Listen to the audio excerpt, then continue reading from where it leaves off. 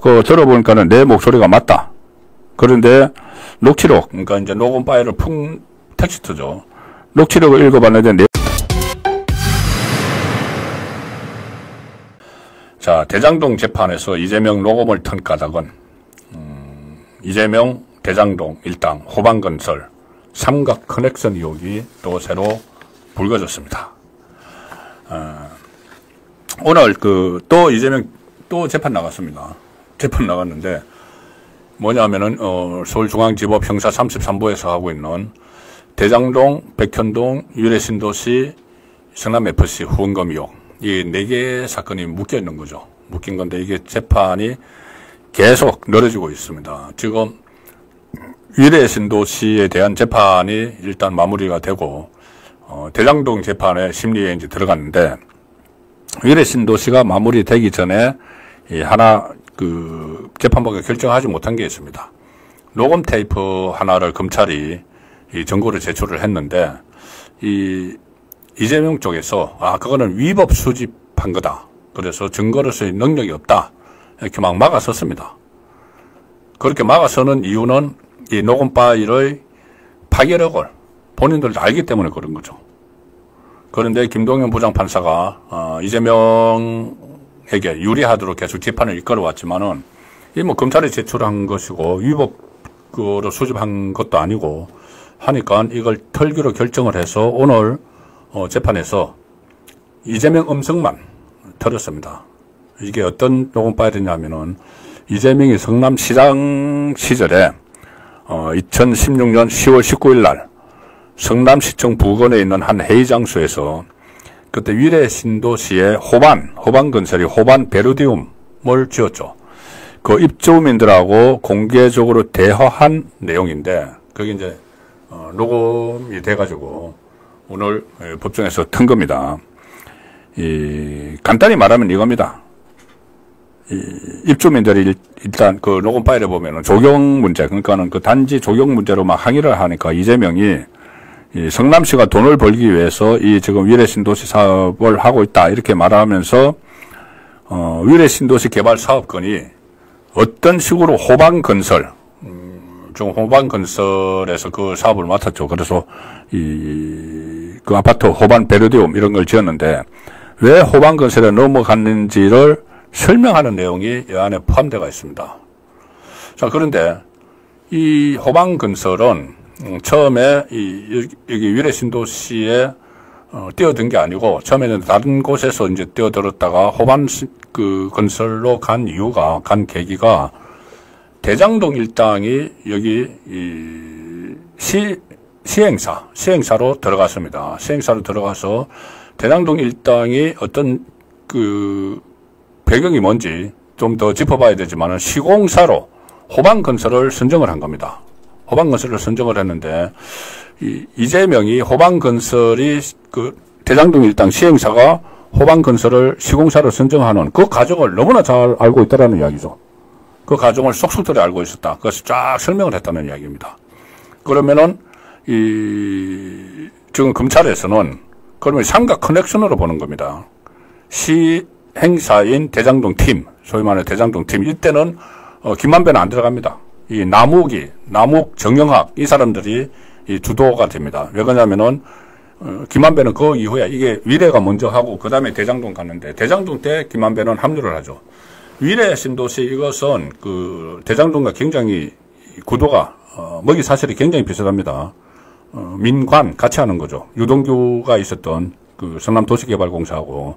근데 어쨌든 이 과정에서 호반을 끌어들였는데 호반을 끌어들인 과정을 성남시장은 그걸 자세히 알 수가 없는 거죠. 시행사가 하는 거니까. 그리고 본인은 인허가권이 있는 사람이죠. 인허가권이 있는데 그 과정을 주민들에게 자세히 설명하는데 그 내용을 보면은 이게 이재명이 깊숙이 관여가 돼 있다. 자, 그런 겁니다. 검찰은 그래서 남욱 변호사가 여기서는 아주 주도적인 역할을 하는데 남욱 변호사 등 대장동 팀이 섭외한 호반건설이 위례신도시 개발 사업권을 장악을 하고 있다는 것을 이재명 당시 시장이 인지를 하고 있었다. 그래서 사실상 이재명이 호반이 유례에 들어가는 것에 대해서 공모를 하거나, 그러니까 호반과 또 시행사인 대장동 팀하고 이렇게 같이 서로 삼각 커넥션으로 서로 공모를 하거나, 아니면은 가담을 했다. 이재명도 거기 가담을 했다. 인허가권을 가지고는 성남시장이 초기 단계부터 이 시공사를 하면은 입찰을 해야죠. 근데 입찰을 안 하고 그냥 시행사인 대장동 팀에서 선정을 하는데, 거기 인허가권을 가지고 있는 이재명이 가담을 했다는 의혹을 확인하기 위해서 오늘 그 녹음 파일을 튼 겁니다. 자, 그러면은 여기에 대해서 이재명 쪽은 이렇게 계속해서 털지 못하도록 해왔습니다. 이재명 쪽 변호사들은 통신비밀보호법 위반 소지가 있다. 입수 및 녹음의 경위부터 밝혀야 한다. 위법 수집 증거 가능성이 있다. 자, 이렇게 이야기를 계속 하면서, 그러니까 뭔가 캥기는 게 있으니까는 이거 못 털게 하는 거죠. 이재명도 그때 이것을 증거를 채택하느냐 마느냐 했을 때, 들어보니까는 내 목소리가 맞다. 그런데 녹취록, 그러니까 이제 녹음 파일을 텍스트죠. 녹취록을 읽어봤는데 내용이 별 게 없다. 그리고 검찰이 워낙 공문서 조사도 하고 있는데, 절차의 적법성도 중요하다. 이렇게 하면서, 이제 적법하지 않는 방법으로 취득을 한 것 같으니, 그 녹음 파일을 받은 것 같으니까, 이거 증거로 안 돼. 이렇게 했는데, 결국 이제 재판부가 판단을 하는 거죠. 그래서 이재명에게 우호적인, 김동연 재판부도, 계속 그 양쪽의 의견을 듣고 나서, 또 위법 수집 증거, 위법으로 수집한 건지, 그것도 다 판단을 하고 나서 결국은 털기로 하고 오늘 이것을 튼 겁니다. 그러면은, 여기서, 이런 생각이 들죠. 이재명이 왜, 그러면 호반과 대장동 팀이 하는 것을 그대로 다 받아들였을까? 인허가도 다 해줬겠죠. 이제 성남시장이니까는. 그건 당장 생각나는 것이 대가죠, 대가. 자, 대장동에서 김만배와 이렇게 결탁을 해서 400몇 원 저수지를 만들었다.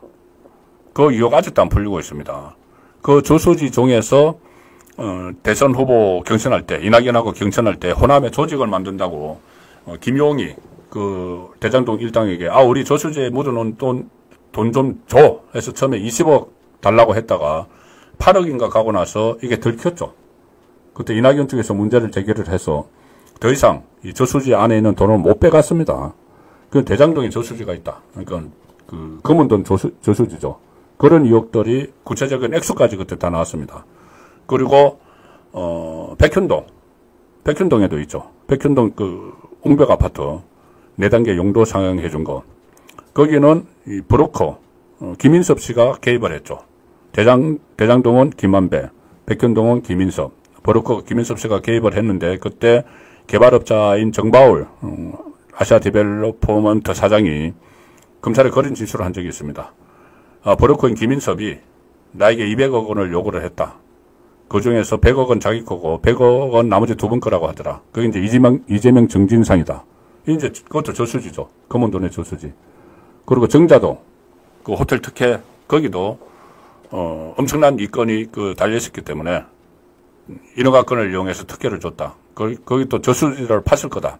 이런 이야기 하는데, 지금 오늘 이 녹음 파일까지 이렇게 공개가 된 것을 보면은, 여기서도 일종의 커넥션이 있었고, 여기서는 이제 위례는 남욱, 이렇게, 대장동은 김만배, 백현동은 김인석, 위례는 남욱, 그리고 저 정자동은 또 정진상 씨가 역할들을 많이 했다고 하죠. 여기서도 위례에서도 또, 뭘 팔지 않느냐. 그러니까는 저수지를 파놨을 수가 있다. 자, 이런 겁니다. 그래서 이재명은 이 위례 신도시가 이 재판이 그러니까 이 심리가 다 끝났습니다. 끝났고 오늘 이제 새로운 것이 또 좀 뒤늦게 지금 녹음 파일이 더 덧붙여진 거죠. 공개가 된 거죠. 그러면은 이걸 빨리 선고를 해야 됩니다. 그때 검찰에서는 위례 신도시, 대장동, 백현동, 성남FC 다 묶였는데 이거 다 심리를 하고 나서 선고를 하면은 이거 언제 나올지 모른다. 대선 후에 1심에 나오겠죠. 그러지 말고 위례 신도시 심리가 끝났으니까 이거 따로 떼내서 이거 먼저 선고하자. 1심 선고하자. 나머지 3개는 계속 재판하고. 그렇게 했는데 그걸 김동연 부장판사가 안 받아들였죠. 받아들이지 않았죠. 그냥 시간 끌려고. 그런데 이게 이 정도 또 녹음 파일도 나오고 했으면은 이거 빨리 따로 떼내서 선고를 해야 됩니다. 아마 김동연 부장판사가 그 인사이동 때 다른 곳으로 가고 거기 형사 33부 부장이 다른 판사가 오면은 이거 다 분리를 해서 선고를 할 가능성도 여전히 있다. 그래서 위례 신도시도 지금 11월 달에 1심 선고 2개 나오는데 대북 송금 사건이 굉장히 빨리 1심이 또 나올 가능성이 있죠. 잠시 후에 말씀드릴 텐데 거기다가 위례까지 또 따로 떼내서 선고를 할 수도 있다는 말이 지금 나오고 있습니다. 그 상황에서 녹취록이 오늘 공개가 된 거죠. 위례 신도시 사업은 대장동 개발 사업하고 구조가 똑같습니다. 성남시 수정구 창곡동에 1137가구를 공급한 사업인데 두 사업이 모두 성남도시개발공사 주도로 진행한 민간 합동개발 방식이고 대장동 사업의 핵심 인물인 유동규 전 성남도시개발공사 본부장도 여기 그때 참여를 했고 남욱 변호사, 정영학 회계사 그리고 이들의 가족이 위례 신도시 사업에도 다 관여를 한 겁니다. 호반건설이 위례 신도시 사업의 시공자 자격으로 참여를 했고 위례 호반 베르디움이 들었었는데 그러니까 호반건설이 시공사로 확정되는 과정에서 이 시행사인 대장동 탱가 일종의 내부 거래가 있었다. 그래서 이 사업으로 수백억 원의 배당 이익을 챙겼고 그러면 최종 승인권자인 사업 최종 승인을 하고 인허가를 내주는 그 책임자인 이재명이 이거를 인지를 하고 있었다. 그래 내부 거래를 하고 있는 것을 그러면은 이재명도 거기 가담을 한 공모를 했거나 가담을 했거나 뭐 했을 가능성이 높은 거죠. 인허가 지금까지 보면은 대장동, 백현동 전부 다 인허가를 막 내주면서 대가를 받았으니까 이 역시 어떤 대가가 있는 것 아닌가. 검찰은 지금 그것을 들여다보고 있는 상황입니다.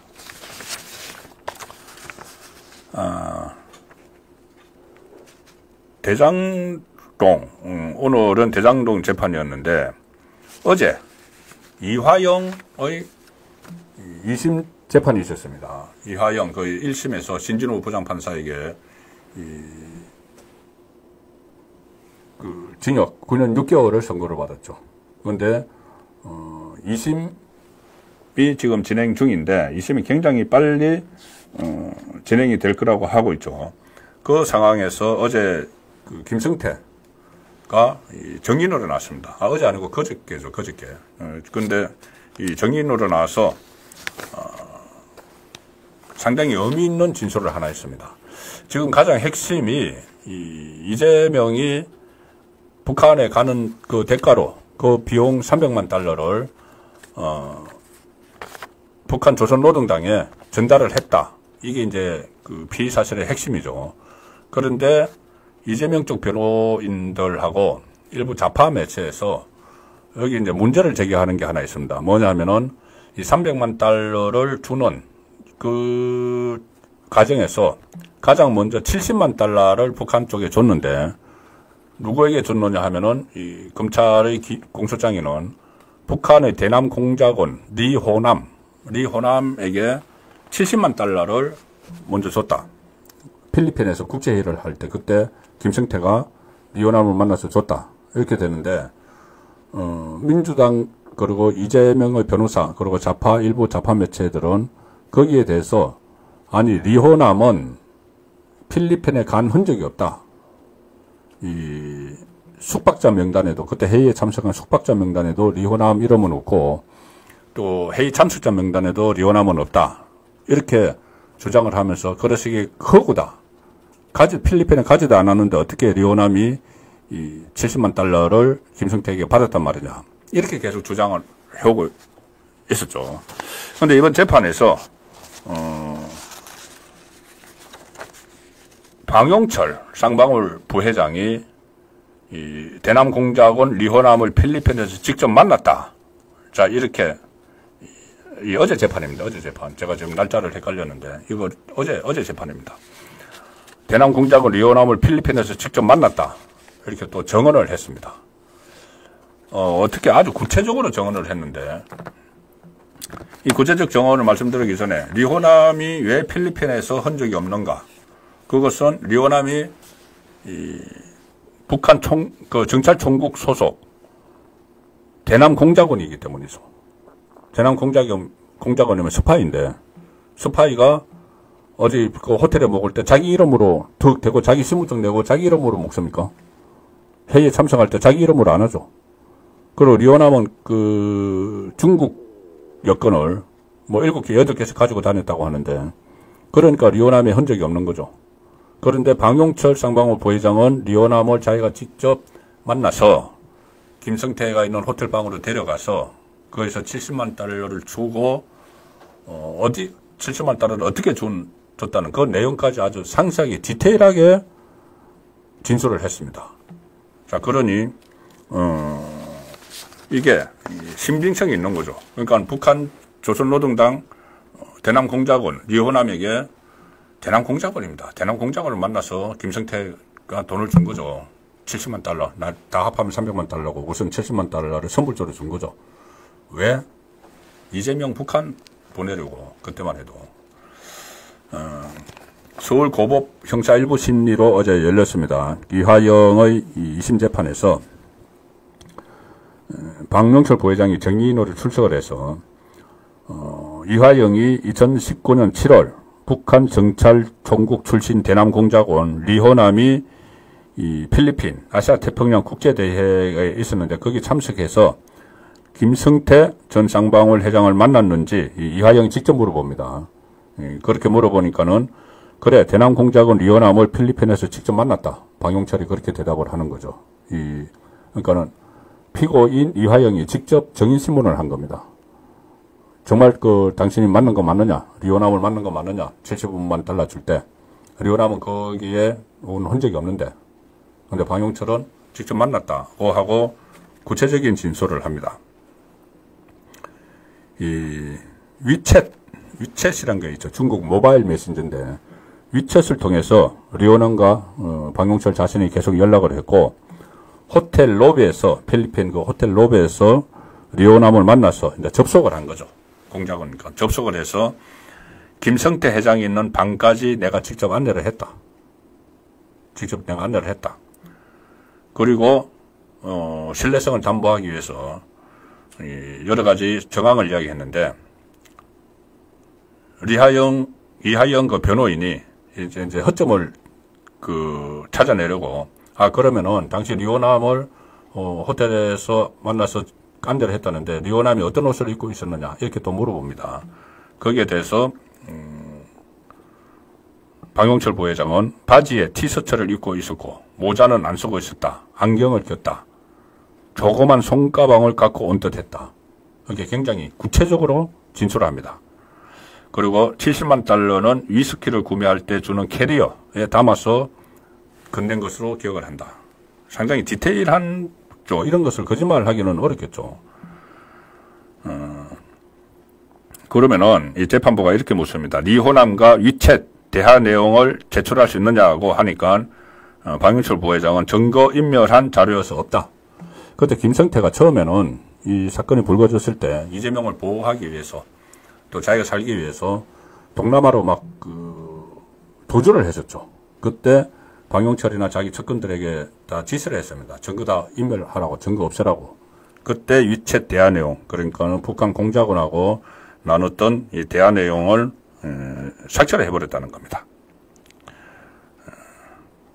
자, 그래서 결국 이 내용이 대북송금, 이재명에게 가장 크게 불어닥칠 태풍 같은 거죠. 대북송금과 관련해서 실제로 돈이 갔다는 것을 아주 구체적인 정황을 방용철 쌍방울 부회장이 현지에서 본인이 직접 체험을 하고 목격을 한 거니까 그걸 이야기를 했다. 그걸 본인이 이제 정인선서하고 했기 때문에 만약에 그런 일이 없으면 나중에 본인이 처벌을 받는데 거짓말을 할 가능성은 굉장히 낮죠. 그래서 이것이 이하영의 2심 재판에서 나온 그 진술인데, 이하영의 2심이 결정이 되면 이제 연내에 선고를 한다고 했습니다. 그 고법 부장판사가.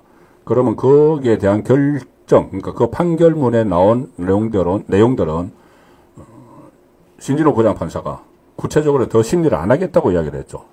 그러면 그걸 그대로 받아들이는 겁니다. 대북송금, 그 이재명 방북을 위해서 300만 달러 줬다. 이거 그대로 이제 1심에서 받아들이면은 결국 이재명 재판이 굉장히 빨라지죠. 굉장히 빨라져서 이재명의 대북송금 1심이 상당히 빠른 시간 내에 나올 수 있다. 이하영의 2심을 보고 바로 나올 수가 있다는 거죠. 이하영 2심이 10월 31일 날, 이달 다음 주입니다.